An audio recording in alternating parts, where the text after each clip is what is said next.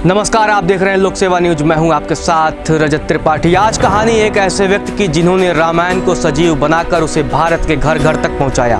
कहानी कलयुग के वाल्मीकि की, जिन्होंने लोगों को राम के आदर्शों को समझाया।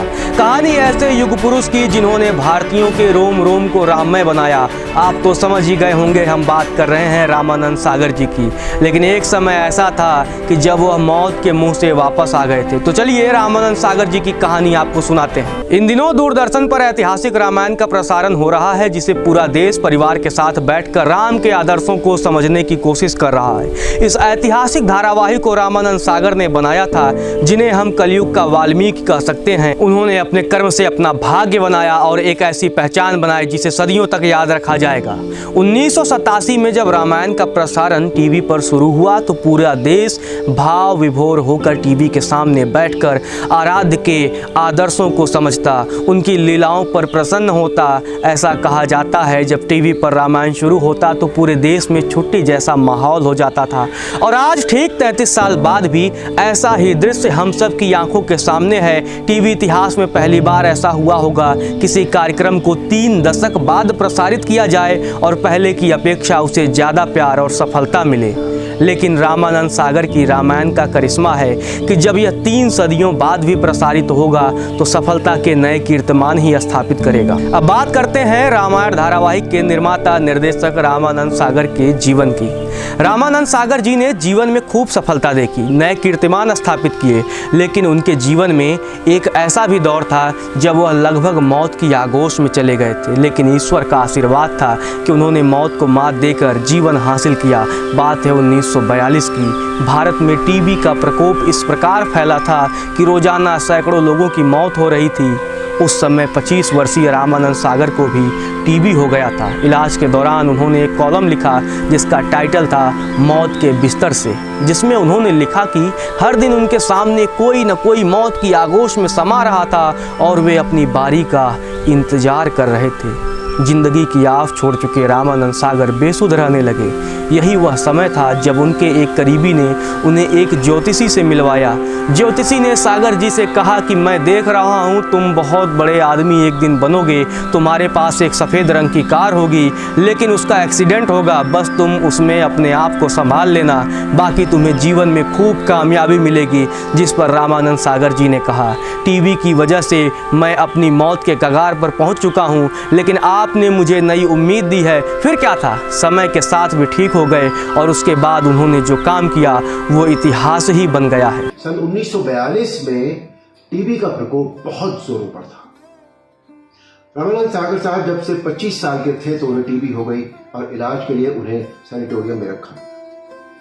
यहां उन्होंने एक कॉलम लिखना शुरू किया, diary of a TB patient, और कॉलम का टाइटल था मौत के बिस्तर से।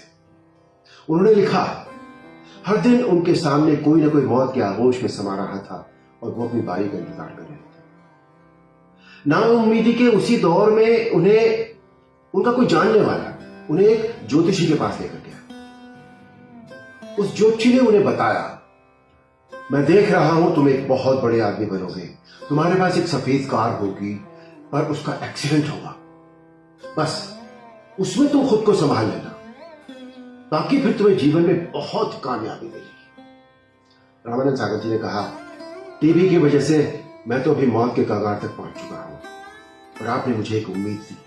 जब रामायण में कोई पैसा लगाने को तैयार नहीं था। भले ही आज रामानंद सागर जी की रामायण की चर्चा चौओर होती है, लोग उसकी प्रशंसा करते नहीं थकते हैं, लेकिन जब रामानंद सागर जी ने रामायण बनाने की सोची उस समय कोई भी पैसा लगाने को तैयार नहीं था। लोगों का मानना था उनका पैसा डूब जाएगा। उसके बाद रामानंद सागर जी ने खुद का पैसा लगाया और रामायण का निर्माण किया।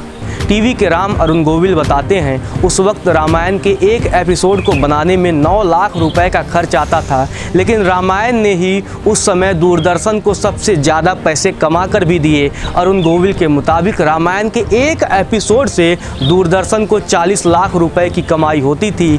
वो बताते हैं रामायण की शूटिंग करीब 550 दिनों तक चली थी। रामायण उस समय का सबसे महंगा धारावाहिक था।